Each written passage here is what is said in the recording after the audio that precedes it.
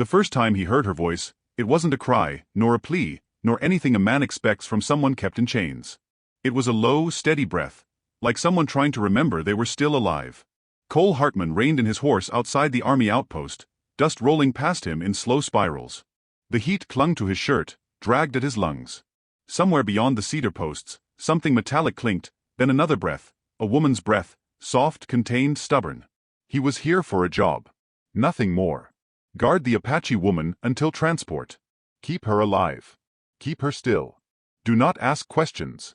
That was what Captain Rowan had told him, tapping a thin envelope of payment against Cole's chest. But when Cole stepped into the dim holding shed, lantern light sliding over the dirt floor, all of that changed. She sat against the far wall, ankles bound, wrists tied with rawhide. A slender woman, young, maybe mid-20s, with dark copper skin, long black hair unbraided and dusty. Her eyes lifted slowly toward him, steady as the desert moon. No fear. No begging. Just watchfulness. "My name's Cole," he said quietly, removing his hat. She didn't answer. Only studied him. The way someone studies a horizon, wondering if a storm will break there. Rowan stepped behind him. "Her name's Nalina. Daughter of a renegade chieftain. Killed a trader near the San Pedro River. Army caught her near Yuma." His voice was brittle, carried the edge of a man repeating someone else's assumptions. Cole glanced back at the captain. "She speak English?" "Enough." Rowan shrugged. "Don't expect conversation. Expect trouble." But Cole saw something different. Bruises on her wrists, a gash healing along her forearm, dirt on her cheek where someone had shoved her face down. And when she inhaled, it wasn't the breath of a savage. It was the breath of someone trying not to break. Cole set his hat on a crate. "You hungry?" Nalina blinked, slow, deliberate, then nodded once. He handed her a piece of cornbread, staying close enough to offer it, far enough not to intimidate. She took it, fingers trembling only slightly. Rowan scoffed. "She ain't your problem, Hartman. Just hold her till the wagon arrives in 2 days." Cole said nothing. But the knot was already forming in his gut, because something about her face didn't match Rowan's story. And something about her silence felt too full of truth. Night fell like a blanket of ink over the outpost. Coyotes called from beyond the hills. The lantern in Nalina's shed flickered against the walls, painting soft gold on her tired eyes. Cole sat outside her door on an old chair, rifle across his lap. He heard the soldiers laughing at the fire, heard card games and the clatter of tin mugs, but none of it reached him. He was listening instead to her breathing, slow and faint and strangely calm. When he finally spoke, it was barely more than a whisper. "You kill that traitor?" The answer came after a long silence. "No." Just one word, but it struck like a thrown knife, clean, sure. Cole leaned back. "Why'd they say you did?" No answer. Only the creak of the floorboards as she shifted her weight. He let her be. The moon rose, white and watchful. Cole felt his eyelids grow heavy. The wind cooled, brushing dust from the air. Just before sleep claimed him, a soft voice broke the stillness. "He killed my brother." Cole straightened. Nalina wasn't looking at him. She was staring at the dirt, voice low and steady. "He rode into our camp. Drank too much. Shouted things." She drew a breath. "He shot my brother when he tried to calm him." Cole felt the back of his throat tighten. "What did you do?" "I ran. Soldiers took me. Said I was the killer." Her eyes lifted toward Cole. They needed someone to blame. The lantern's flame trembled. Outside, the coyotes fell quiet. Cole felt something shift in him, like a rope snapping loose. 2 days, Rowan had said. 2 days till she was hauled off, likely to a prison she'd never walk out of. Cole rubbed the bridge of his nose. "You shouldn't be here." Nalina studied him for a long moment, then said in a whisper, "No." Soft. Certain. Wind brushed the brush outside, dry and restless. Cole made his choice. Late the next afternoon, danger came like a sudden crack of thunder. A pair of riders approached from the south, armed, careless, trouble carved into their boots. Cole recognized the taller one, Emmett Kane, a man who'd shot 3 deserters and bragged about it for months. Kane swung down from his horse, boots thudding. "Rowan says that Apache girls to be moved early. Had word from Yuma." Cole stepped in front of the shed door. No message came. Kane spat in the dust. "Came to me." Cole stared him down. "Captain would have told me himself." Kane's grin turned sharp. "Move aside." Cole didn't. A long, tense moment stretched, dust curling between them. Kane's hand dropped toward his revolver. Cole's voice came out low. "Don't make me draw on you, Emmett." Kane hesitated, just a flicker, but it was enough. Cole angled his body, blocking the shed more fully, rifle held but not raised. Behind him, he heard Nalina shift, rawhide creaking faintly. Kane's eyes narrowed. "You're gettin' soft, Hartman." "No," Cole said quietly. "Just tired of wrong men swinging the rope." The tension stretched taut as a whip. Then Rowan's voice cut through the yard. "Kane, stand down."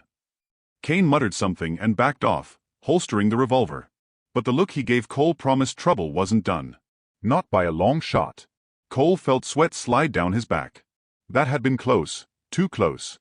He stepped into the shed. Nalina watched him with calm eyes. "They want me dead." He nodded. "Yeah. And you?" she asked softly. He looked at her wrists, at the marks left by the rawhide. Looked at the quiet strength in her posture. "I want you free," he said. The escape began just after midnight. Lanterns had burned low. Soldiers slept. Only frogs and far-off wind stirred the air. Cole cut her bindings gently, careful not to scrape skin. When the last strand fell away, Nalina flexed her hands slowly, wincing from stiffness. "You sure?" he whispered. She met his eyes. "You are." He swallowed the lump in his throat. They slipped out behind the mess hall, staying low along the shadowed wall. Cole kept his hand near his revolver but didn't draw, not unless forced. Nalina moved beside him with surprising grace for someone recently bound. 2 horses waited behind the corral, one his, the other saddled with a blanket and canteen. They climbed on quietly. Then came the sound, a door creaking open. Cole glanced back. Kane stepped into the yard, lantern in hand, face hardening as understanding dawned. "Damn you, Hartman." Gunfire erupted. Cole kicked his horse hard. Dirt exploded behind them. Nalina clung to her mount, leaning low. They tore across the open ground, Kane firing, shouting for others to wake. Bullets hissed past like angry wasps. A shot grazed Cole's shoulder, hot pain bright and burning. But the dark swallowed them before the next volley came. They galloped for miles, past sagebrush, over dry washes, through the open wild where no man claimed the land. Only when the moon dipped low did they finally slow. Cole slid from his saddle, breath shaking. Nalina dismounted and touched his arm gently. "You're hurt." "It'll hold," he murmured. She tore a strip from her sleeve and pressed it against the wound. Her touch was steady, warm. Cole watched her hands move, careful and sure. "You didn't have to help me," she said softly. "Didn't feel like a choice," Cole replied. Nalina looked toward the horizon, where dawn hinted faintly, pale silver pushing back the night. "My people are north," she said. "By the foothills." Cole nodded. "I'll get you there." "But you will be hunted." He smiled faintly. "Wouldn't be the first time." Her lips curved, just barely. But the softness in her eyes made the pain in his shoulder fade a little. By the time the sun rose, the world glowed gold and quiet. Heat shimmered on the plain. Birds wheeled overhead. Cole and Nalina rode side by side, their shadows long on the dusty trail. As afternoon settled, they found a small creek, water trickling under cottonwoods. Cole drank deeply. Nalina knelt beside him, cupping water in her hands, droplets shining on her skin. He watched her a moment. The strength in her back, the calm in her movements. "You'll be with your people by nightfall," he said. She looked at him. "And you?" Cole exhaled slowly. "Think I'll head east. Try my hand at ranch work again. Maybe stay out of trouble." "You won't," she said gently. "Trouble follows men with hearts like yours." He chuckled softly. "That a good thing or bad?" "A true thing." They held each other's eyes for a moment that felt quietly precious, like something neither fully understood but neither wanted to break. Near sunset, they reached the foothills. The land grew greener. Smoke from a distant campfire drifted upward. Figures moved beyond the ridge, silhouettes of Nalina's kin. She stopped her horse, turning to face Cole. "You saved me," she said simply. "Felt like the right thing." She slipped down from the saddle and stepped close. Right things are rare. The wind rustled the grass between them. Lantern light from her people shimmered ahead, warm and welcoming. Cole felt something tighten in his chest, not pain, something deeper. "You'll be safe here," he said. "And you?" she asked again. He tugged at his reins, gaze drifting toward the falling sun. "I'll manage." Nalina hesitated, then placed her hand over his. Warm. Certain. Human. If the wind carries your name north, she whispered, I will remember it. And if it carries yours south, Cole murmured, I'll follow it a while. Her eyes softened, full of gratitude, of life reclaimed. She stepped back slowly. Then, with one last look, she walked toward the ridge where her people waited. Cole watched her silhouette fade into the glow of their firelight. He turned his horse east. The world stretched wide, wild, uncertain, but the air felt different now, lighter somehow. He'd chosen the hard road. The right road. And for the first time in years, he felt something like hope flicker inside him. Small, steady, like a lantern carried through the dark.